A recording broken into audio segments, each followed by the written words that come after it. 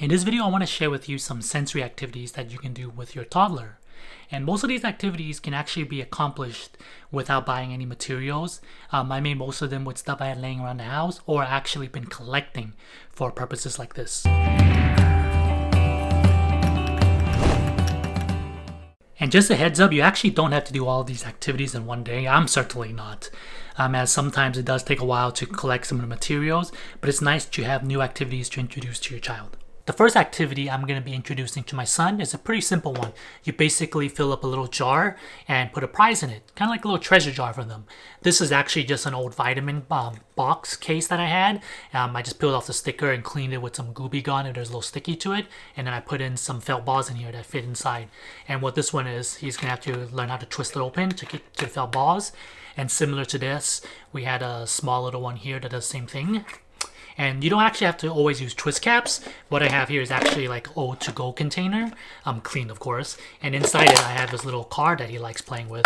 And to get to that, he'll have to learn how to open up the lid. Oh, and another thing you can actually put inside these are not only toys, but you can also put things like snacks in there. But do make sure that it's very clean inside before you put snacks inside one of these containers. Before you go ahead and give your child one of these little containers, make sure that the lids are a little bit loose because we're testing their problem-solving skills and not their strength.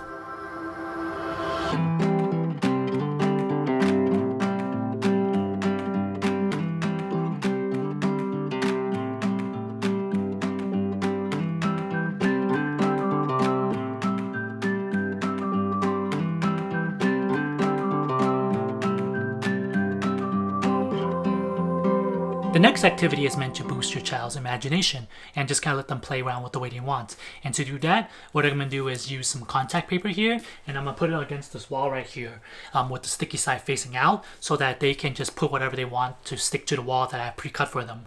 Like, you know, like these little ribbons here or some pom-poms or felt balls. And you can also use tissue paper as well, and just for them to play with, and it keeps them occupied for a little while. So contact paper might not be as common household item.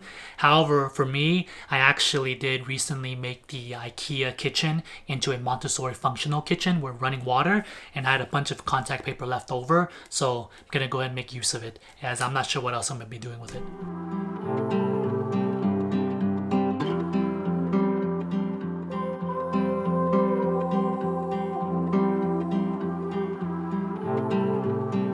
You might be wondering why in the world I have green tape, but it's actually just a variant of painter's tape.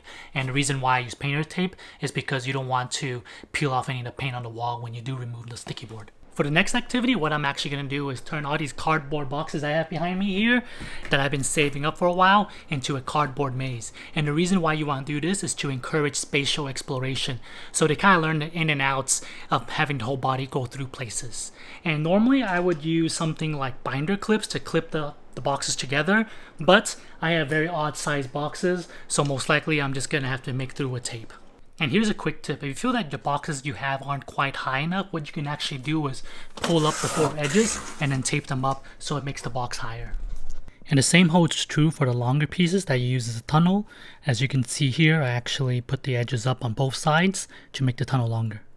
To make things easier before I did any cutting, what I did was actually used a ruler and a pencil to kind of etch out my cutouts. Then I used an X-Acto blade to start cutting it out.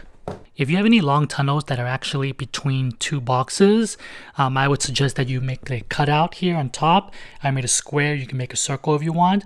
But the reason I did this was just so it feels a little less enclosed in there and gives them a little bit breathing room in case they want to poke their heads out and take a look around. You don't always need a long tunnel between larger boxes. You can actually put them next to each other like I did here, and you just see a little ledge right there. It's still fun for them to climb over.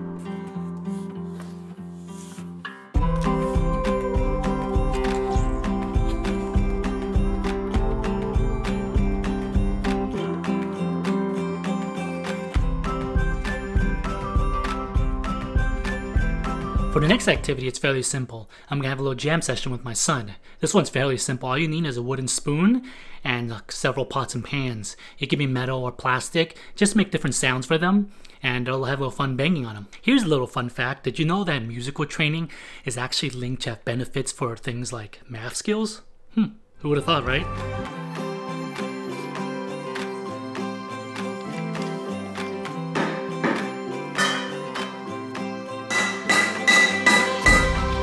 I hope your little one enjoys one of these activities and able to entertain them a little while, especially if you're having a hectic week like me. This is Thanksgiving week, so we're doing a lot of food prepping and everything, getting ready. So yeah, having an entertained toddler is very important. But that's it for this week, and hopefully you enjoyed this video. If you did, give me a thumbs up, and I'll catch you next time.